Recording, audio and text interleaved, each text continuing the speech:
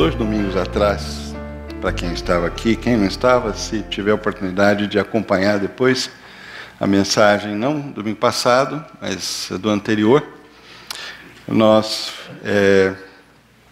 meditamos aqui, refletimos sobre aquele momento em que o povo de Deus estava saindo do Egito e chegou ali, levado por Deus, inclusive, por orientação divina, até a beirada do Mar Vermelho, meio que encurralado entre montanhas, o mar, e o faraó mudou de ideia, e os exércitos, então, acuando aquela multidão, que naturalmente ficou apavorada, e novamente disse aquilo que estavam dizendo para Moisés lá no Egito: olha, veja bem o que você vai fazer, deixa a gente aqui em paz, olha o que você está aprontando, tem certeza que vai dar certo? Enfim, chegou lá naquele momento, como nós vimos, eles foram para Moisés e disseram: não dissemos que não ia dar certo? A gente sabia, pelo menos lá no Egito tem sepulturas, aqui é onde que a gente vai ser enterrado aqui, esse monte de gente, é melhor a gente ficar lá, trabalhar, mesmo com escravo, pelo menos a gente vai ter um enterro decente. E é interessante, né, porque nós vimos que foi uma profecia, porque aquelas pessoas, elas ficaram de fato, não ali, mas no deserto. Eles morreram no deserto. O deserto realmente serviu de sepultura para a maioria deles. E hoje nós vamos falar sobre um outro momento, aquilo que acontece, num certo sentido refletindo sobre a experiência do deserto, mas o que acontece quando eles chegam no outro lado do deserto para entrar na Terra Prometida. Não é mais o Mar Vermelho que está aqui no foco, mas o Rio Jordão. Eu não sei se dá para ver muito bem essa foto, eu acho que tentaram dar uma melhorada, o Leandro deu uma melhorada na foto, por causa da iluminação, às vezes não ajuda, mas quando eu cheguei, eu já fui lá na Palestina umas 2 vezes, e quando eu cheguei no Rio Jordão, fiquei meio decepcionado, porque é um valzinho, um riacho, né? E eu imaginava assim um rio, né, e tal. Bom, tem explicações para isso, mas isso nem vem muito ao caso. O fato é que o Jordão está lá até hoje. E o Jordão é um rio enorme, comprido, né? Tem 251 quilômetros de extensão, corre mais ou menos de norte para sul, passa pelo chamado Mar da Galileia, que é um grande lago, e ele desemboca e morre no no Mar Morto, e esse é o Rio Jordão. Mas é um rio longo e ele é muito importante. Ele sempre dividiu, e hoje ainda continua sendo muito importante, porque de um lado você tem Israel e a Cisjordânia, ou West Bank em inglês, e do outro lado você tem o país da Jordânia e as colinas de Golã ao norte. Então o Jordão continua sendo um acidente, um marco geográfico, muito importante até hoje. Acontece que quando o povo finalmente chegou na beira da Terra Prometida, assim chamada Terra Prometida, e Moisés, durante 40 anos guiando esse povo, ele chegou lá e Deus disse para Moisés: Moisés, você terminou seu trabalho, sua tarefa acabou, você chega, você para aqui. O povo vai, mas você fica. Então Moisés, a Bíblia diz que Deus levou Moisés até um alto monte, o Monte Nebo, e de lá então Deus permitiu que Moisés visse a Terra Prometida. Talvez uma visão parecida com essa, né? Olhando lá embaixo, tudo aquilo que ele prometeu, e ele não conhecia. Aliás, Moisés finalmente foi, né? Vocês se lembram quando, né? Na Transfiguração. Ele estava lá no Monte da Transfiguração, junto com Jesus. Finalmente, muito tempo depois, ele teve o privilégio de pisar na Terra Prometida. Muito mais tarde, mas dessa vez ele ficou ali. E ele teve aquela visão, mas antes de poder ver, e não sei se ele chegou a ver o povo fazendo o cruzamento, eu não sei se Deus permitiu isso, a gente não sabe, talvez, já pensou? Eu ficaria muito emocionado se eu fosse Moisés lá de cima do Nebo, e antes de eu morrer, né, porque a Bíblia diz que Deus é que escondeu o corpo dele em algum lugar para ninguém saber, E eu acho isso muito interessante, porque celebridades, né? O quantos túmulos existem aí pelo mundo, e imagina só, uma pessoa como Moisés, se ele soubesse onde é que é o túmulo de Moisés, ia ter peregrinação, ia ter romaria, né? Enfim, aquela coisa toda, eu imagino. Mas já pensou Moisés olhando lá de cima e vendo o povo, aquela multidão atravessando o Jordão, a emoção que ele deve, se ele teve esse privilégio de ter sentido. Mas mesmo que ele não tenha visto, ele sabia que isso ia acontecer, e que emoção ele poder chegar naquele ponto e dizer, bom, acabei a minha tarefa, agora o povo vai finalmente fazer aquilo que eu prometi que ia acontecer quando eles ainda eram escravos lá no Egito. Hoje, eu gostaria que a gente pensasse um pouquinho nas palavras de Moisés antes dele se despedir do povo. O livro de Deuteronômio é um último sermão que Moisés prega para o povo. Eu falei isso 2 domingos atrás. E eu peguei 4 versículos dessa longa mensagem que ele deu para o povo, lembrando de tudo que Deus tinha feito, do compromisso que eles tinham assumido, enfim, quem era Deus e como Deus se revelou a eles, etc. e tal. Aí, as promessas que Deus tinha feito, Abraão, Isaque e Jacó, enfim. Foi um sermão gigante.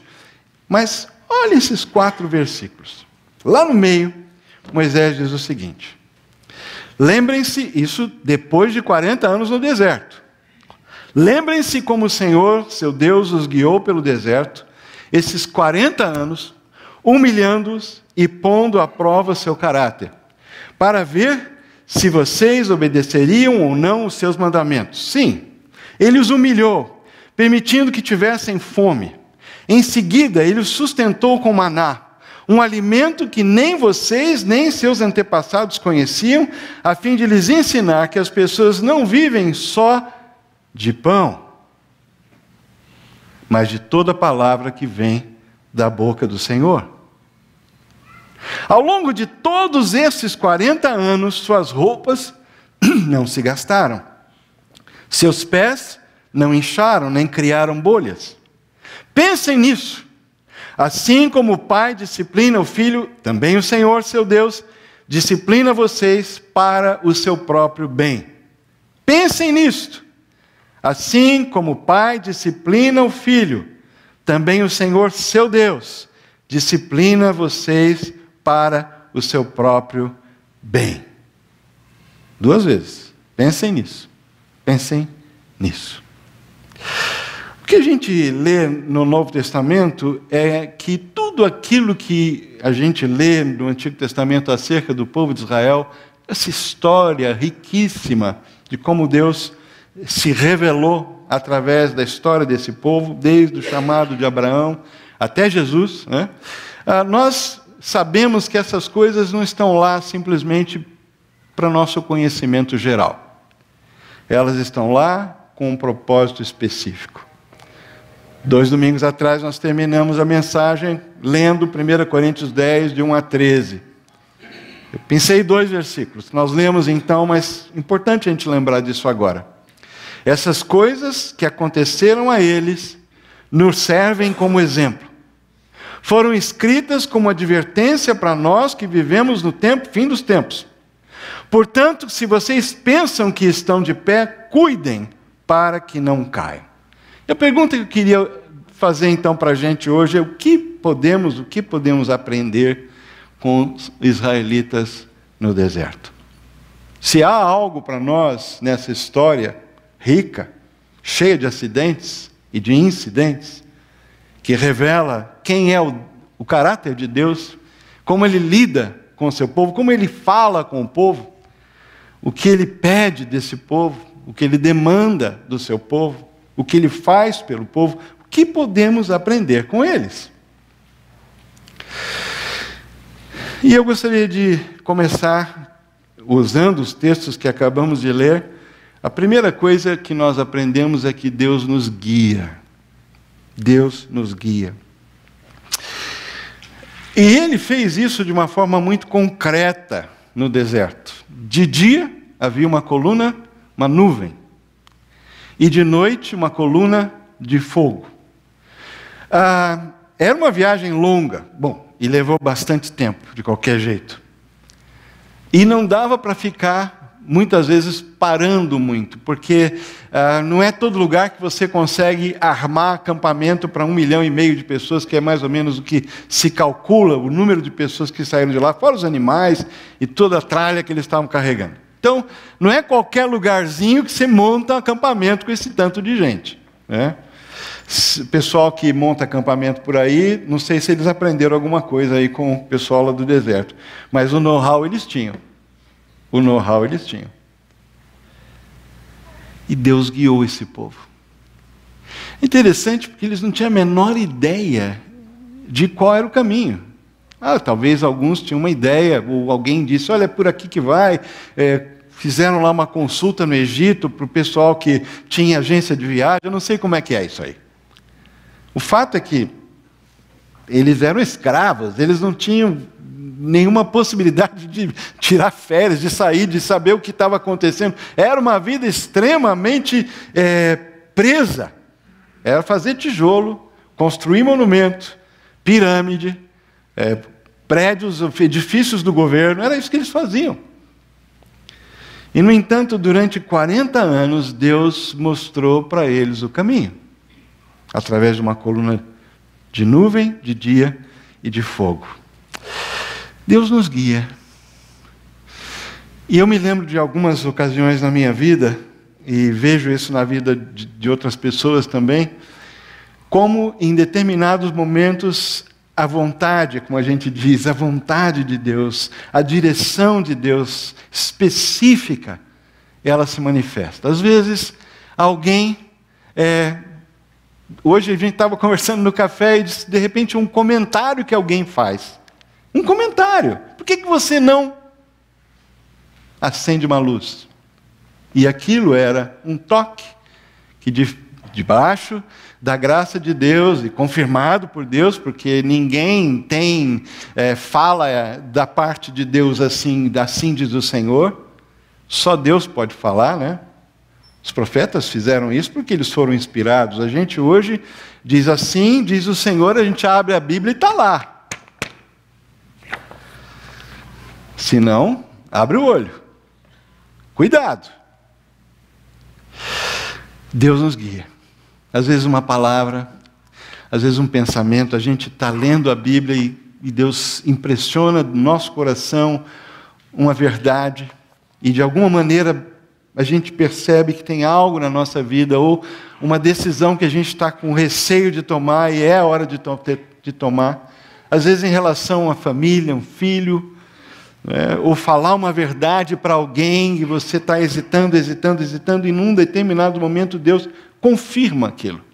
Deus nos guia. O salmista disse no Salmo 23 que Ele nos guia às águas tranquilas. Ele nos guia. Ele vai na frente. Esse é o nosso Deus. Ele é o pastor. Essa é uma palavra usada para Deus tanto no Antigo Testamento quanto no Novo. E no Novo, no Antigo ele é chamado de pastor, o Senhor é meu pastor, e no Novo Pedro diz o supremo pastor. Mas não apenas Deus nos guia de noite ou de dia, ou seja, o tempo todo Deus nos sustenta. E Ele provou isso de uma forma tremenda, porque onde não tinha água, brotava a água da rocha. Aonde a água era ruim, a água ficava potável. Aonde não tinha comida, caía o maná, uma espécie de flocos, uma espécie de farinha em pedaços que dava para cozinhar, fazer comida para o dia, todo dia. Aonde não havia carne, Deus mandou as codornizes para o povo se alimentar. E nunca faltou comida. A roupa não se gastou, os sapatos não se gastaram, as sandálias. Os pés não ficaram inchados, não criaram bolhas. Imagina andando 40 anos no deserto. Deus sustentou o povo e Ele faz isso conosco. Nós aprendemos isso. E você e eu podemos dizer, Deus tem me sustentado. E não é porque a gente acerta sempre e toma as decisões corretas em relação a como usar os recursos que Ele dá para a gente. Todos nós sabemos, e a nossa experiência é que às vezes a gente calcula errado, ou gasta como não deveria. Mas Deus nunca deixa de nos dar o que a gente precisa. Não o que a gente quer, o que a gente precisa. Ele provou isso no deserto durante 40 anos, e Ele faz a mesma coisa hoje. Não apenas Deus nos guia, nos sustenta, mas aí, até é bom falar que Deus nos guia, Deus nos sustenta, até aí tudo bem. Mas Deus nos humilha. Deus nos humilha. Essa parte da ação de Deus na nossa vida, ela não é muito agradável. Porque na prática significa o seguinte: Deus não divide conosco o poder. Não divide. Deus não governa por presidencialismo de coalizão. Não. Ele não faz barganha, aliança, conchavo, troca de favores. E às vezes, muitas vezes, quando a gente se acha na nossa vida, Deus tira uma coisinha, puxa um pouquinho a beirada do tapete, qualquer coisa. Às vezes na saúde, às vezes nas finanças, às vezes uma preocupação, algo acontece, uma má notícia que chega, e a gente se sente tremendamente impotente, como o povo no deserto. Imagina a criança, essa figura aqui, a criança está chorando, que está com fome, não tem comida, né? Porque não foi assim, estou com fome, pum, cai uma nanã. Não é bem assim. A criança chorando e, mãe, estou com fome. A mãe fala, filho, não tem comida. Aí daqui a pouco a mãe não aguenta mais, vai falar com o pai. Olha, não tem comida, a criança não para de chorar. E daqui a pouco a mãe e a filha estão chorando, aí o marido, calma, vai dar um jeito e tal. Moisés falou, mas passa um tempo, passa horas, e a mãe está chorando, os filhos estão chorando. Daqui a pouco o pai está bravo, está nervoso, a família toda chega, o cachorro está latindo, está todo mundo com fome. E não tem o que fazer, porque não tem comida, não tem água. Quantas vezes na nossa vida a gente se encontra em situações, problemas que nós não temos solução? Não sei.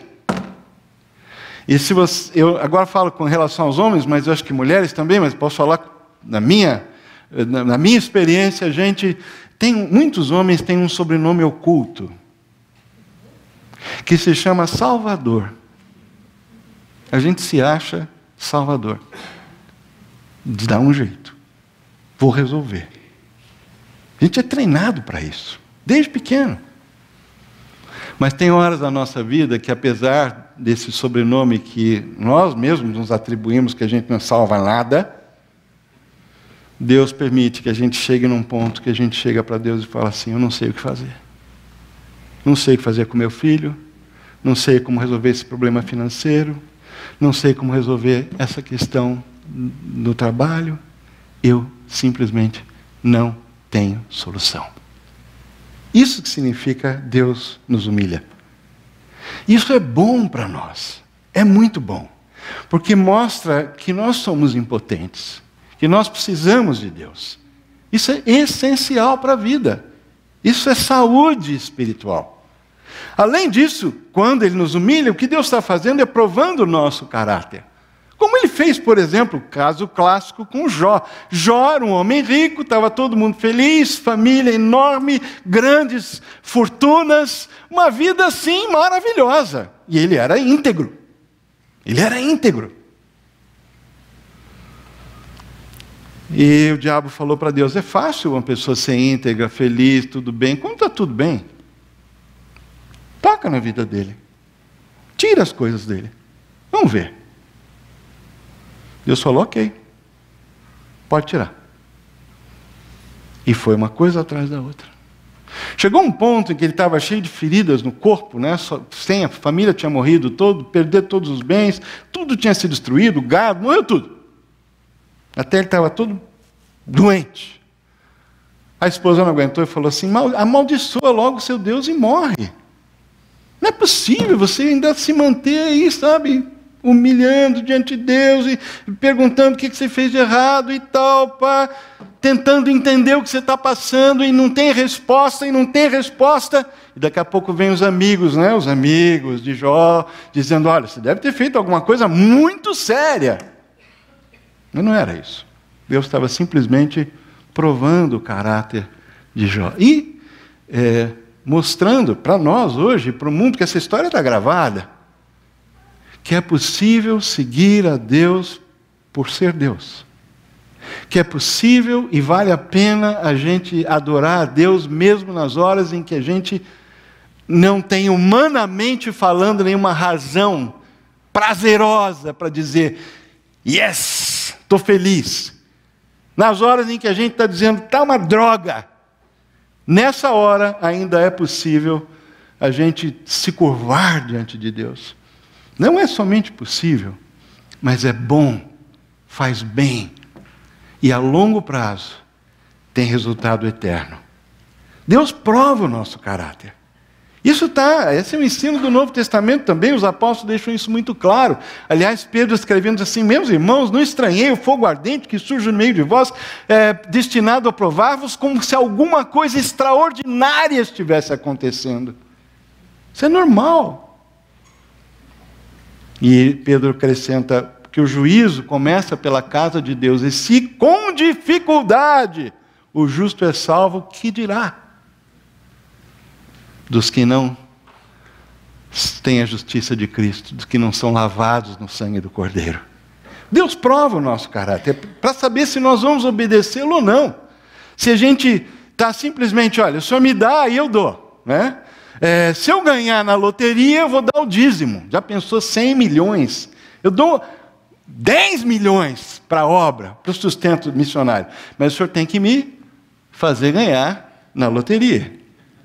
Não funciona assim. Deus nos disciplina também, nós aprendemos, como Pai, para o nosso bem.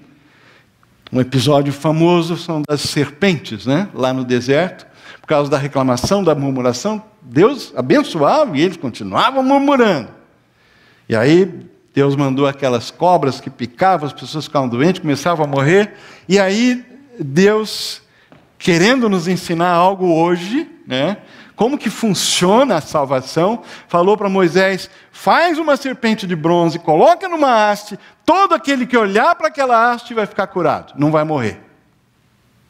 Jesus mais tarde falou assim, como Moisés levantou a serpente no deserto, assim importa que o Filho do Homem, falando sobre ele mesmo, seja levantado, para que todo aquele que olhar para ele ou nele crer, seja salvo.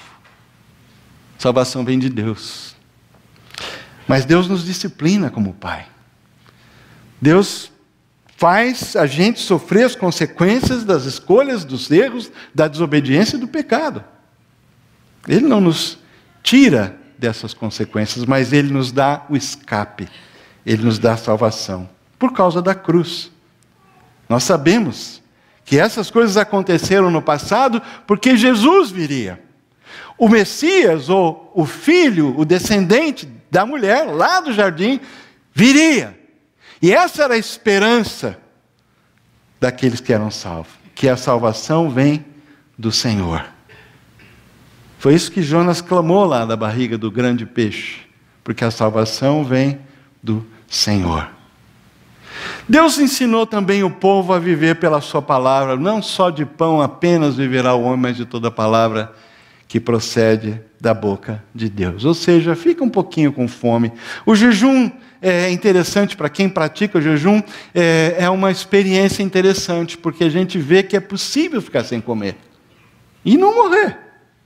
É possível ficar sem comer durante um período, para nos focarmos, nos dedicarmos, buscarmos a presença de Deus durante um período. E há pessoas que, isso é bíblico, tem isso como uma das disciplinas espirituais que pratica. Por quê?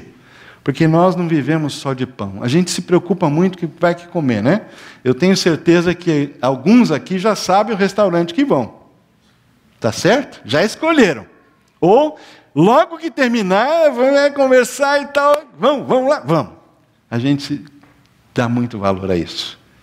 Mas Deus ensinou o povo no deserto que mais importante que a comida que caiu do céu de graça e a água que brotou da rocha, o que realmente nos faz viver em relação a Deus é obedecer, é ouvir e obedecer a sua palavra. Tudo isso Deus ensinou para o povo e para nós. Esse é o nosso Deus. Quando a gente olha um pouquinho sobre esses 3 momentos da vida do povo, Mar Vermelho, Sinai e Rio Jordão, algumas coisas interessantes aparecem. O que eles deixam para trás e o que eles olham para frente. O Mar Vermelho representa aquele momento em que, olhando para trás, ficou o Egito. Ficou o Egito. Adiante dele estava o deserto. E depois do deserto, Canaã.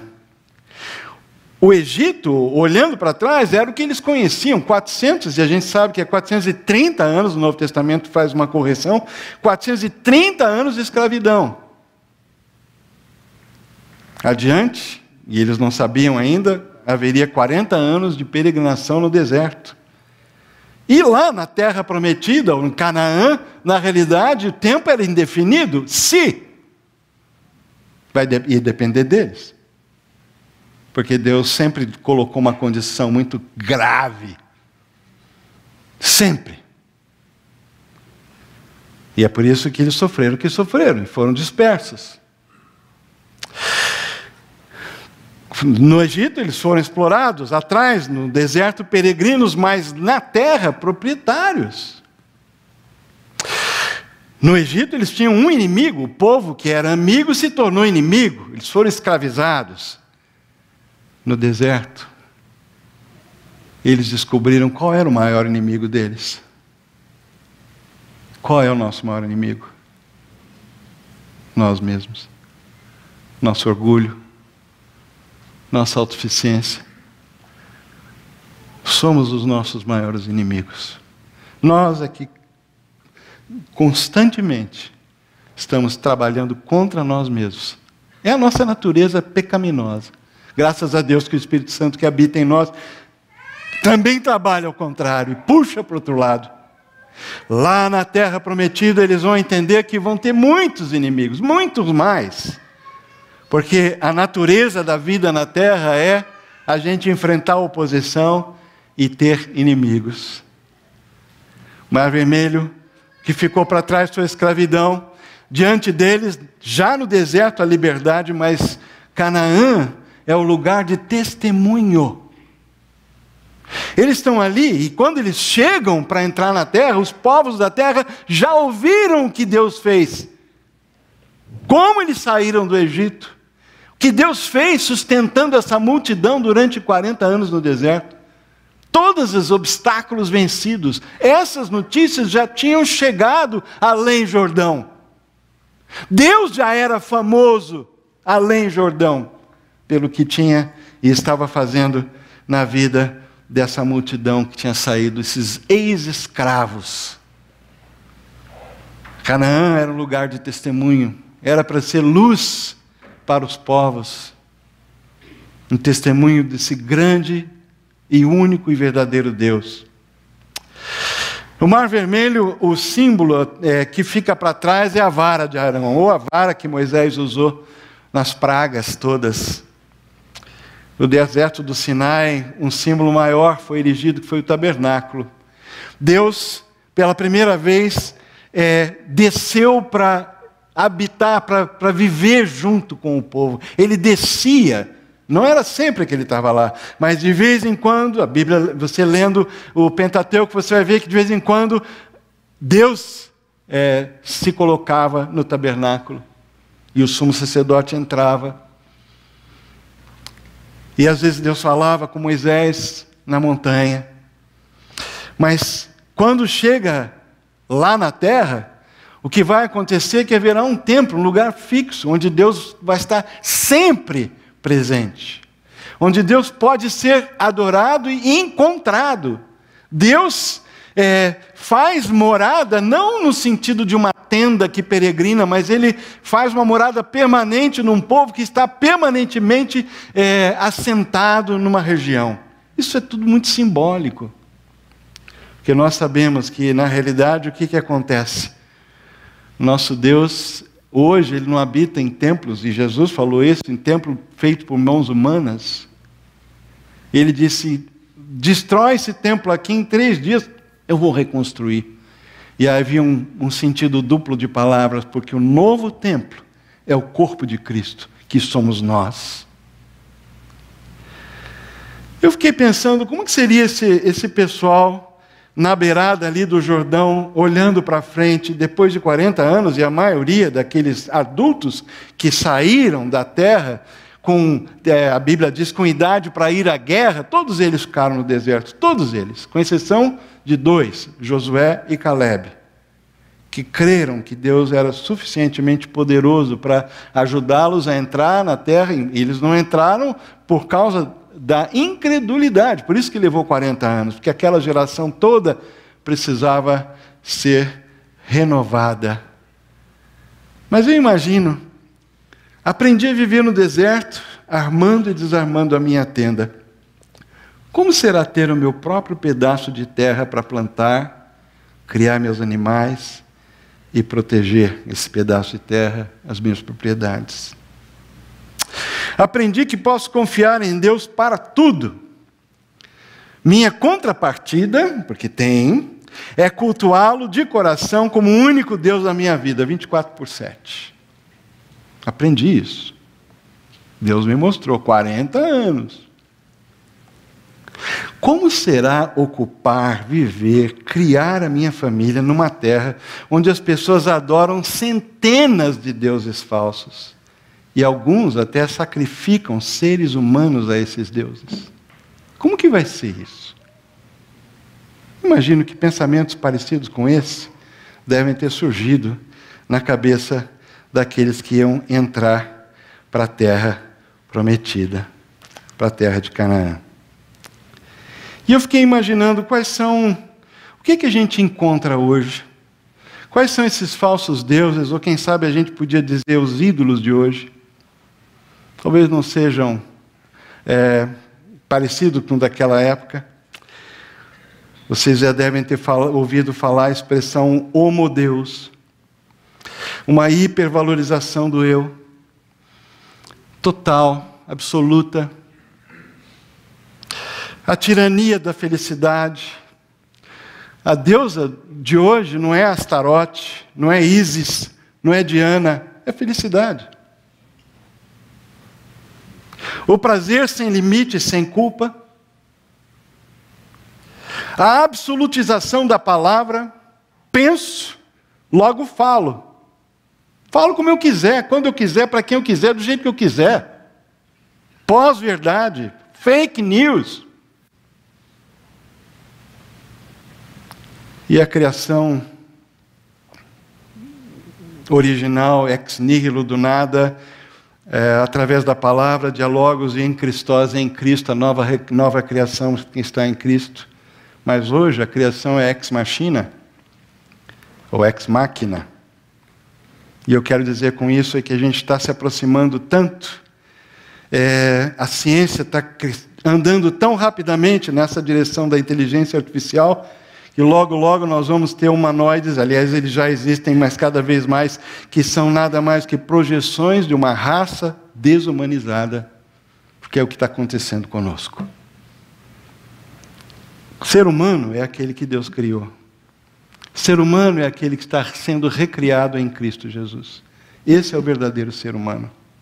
Essa é a nova humanidade que Cristo está criando. A nossa geração, de longe e há muito tempo, perdeu a sua referência em Deus. E nós fazemos uma pergunta para nós mesmos: como é criar, ter família, viver, vender, comprar, ter trabalho, conviver num mundo assim? Nossos problemas talvez sejam diferentes, mas eles existem. É interessante esse gráfico aí da curva de aprendizado. A gente tem aqueles que são sem noção, né? Não sabe que não sabe. Tem o confiante ingênuo que acha que sabe. Mas conforme você vai vivendo, chega naquele ponto em que você cai na realidade e sabe que não sabe. Muitas vezes você fica desanimado quando isso acontece. O sábio é aquele que sabe aprender. Sabe aprender. Moisés disse: sigam-me até a terra onde vocês não serão mais escravos, mas senhores. Que apelo, hein? Jesus diz: sigam-me, porque eu sou o Senhor. Moisés disse: sigam-me, pois eu os levarei até a terra de descanso, onde não vão precisar mais trabalhar até ficarem esgotados para fazer tijolo, construir pirâmide, monumentos para o faraó. Jesus disse: venham a mim, todos vocês que estão cansados e sobrecarregados. Eu lhes darei descanso. Tomem sobre vocês o meu jugo. Deixem que eu lhes ensine, pois sou manso e humilde de coração. E encontrarão descanso para a alma. O meu jugo é fácil de carregar, e o fardo que lhes dou é leve. O que podemos aprender com os israelitas no deserto? Nós podemos aprender muita coisa, mas nós temos que aprender com Jesus Cristo. Deus é o mesmo ontem, hoje e sempre. Mas hoje Ele nos dá a oportunidade de sermos aprendizes do Seu Filho Jesus Cristo. E o caminho da aprendizagem é um caminho da humildade, é o caminho da disciplina, é o caminho... E é interessante essa diferença grande entre como o povo cruzou o Mar Vermelho e como o povo entrou na terra prometida, em Canaã. Para atravessar o Mar Vermelho, Moisés levantou a mão com a vara e o mar se abriu. Uma vara, um grande líder, carismático, e Deus tinha escolhido para fazer esse trabalho incrível de conduzir uma multidão. Não foi fácil. Mas agora é diferente. Moisés nem está mais lá. A vara está dentro de uma caixa, uma arca. Virou um símbolo. É carregada. Mas quem carrega essa arca são os sacerdotes. E eles estão na beira do Jordão. E no momento que esses sacerdotes, que são os primeiros da fila, colocam o pé na água, o rio Jordão se abre. E o povo passa a seco para conquistar, para receber o presente que Deus tinha preparado para eles. Deus passa a ser o comandante. Deus é que vai adiante. Os sacerdotes são pessoas que facilitam a adoração. O povo entrou na terra de Canaã adorando, louvando o Senhor, olhando para aquele que realmente foi Ele o responsável de tirá-los do Egito, conduzi-los pelo deserto, trabalhar no coração deles, prepará-los para aquele momento. Mas aquele era só o início. Muita coisa ia acontecer, muita coisa boa, incrível, maravilhosa, mas muitos erros eles iam cometer, mas Deus nunca deixou de ser fiel. Até que chegou um dia que Ele mandou o Filho dele. Esse mesmo Filho que fala para mim e para você hoje. Aprendam de mim. Siga-me. Toma a sua cruz dia a dia. Negue-se a si mesmo. Rejeita essa maneira de viver do mundo de hoje. O mundo que está dentro da gente, não é lá fora. Esses valores que estão arraigados, que saem do nosso coração, porque o que contamina está aqui dentro. Não é nós e eles, todo mundo. Somos parte deles. Mas pela graça, Deus nos foi e buscou. E Ele nos diz hoje, para mim e para você, você quer experimentar descanso? Você não quer viver uma vida escravizada? Você quer experimentar a minha provisão? Você quer ser guiado por mim no dia a dia? Aprenda de mim. Aprenda de mim. Aprenda de mim. Vamos curvar a cabeça e orar nessa hora? E talvez seja um bom momento para você colocar diante de Deus aquilo que está pesando. Porque Jesus disse: o meu fardo é leve. Se está pesando mais do que você pode suportar, é porque não é o fardo de Jesus. O dele é leve, o dele é suave. Porque ele carrega a parte mais difícil.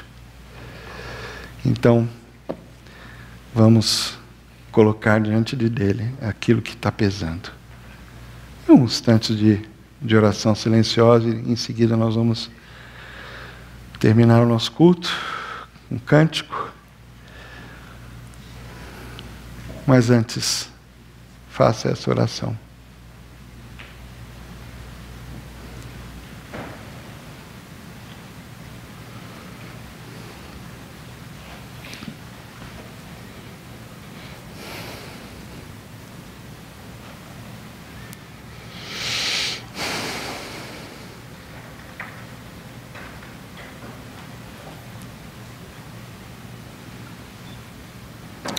Senhor amado,